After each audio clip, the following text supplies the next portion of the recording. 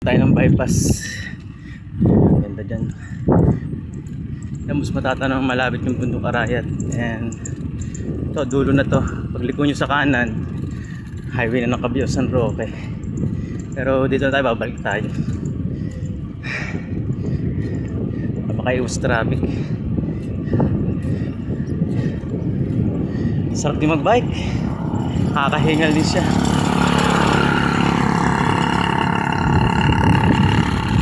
Tsaka ewan ko ba, hindi ko lang after kung mag-exercise parang mag-bike man o mag-jog, parang nakakaramdam ako ng wait, parang nakakaramdam ka ng high in a good way parang masigla ka ganun, mas lalong gusto mo pang gumalaw. After nito maglilinis pa ako ng bahay. Eto na yung dulo.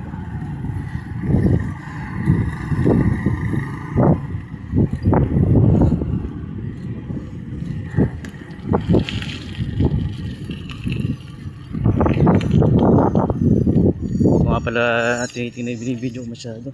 Hindi ko alam anong kalalabasan nito. Bypass road. Yan lang, yun ay dulo.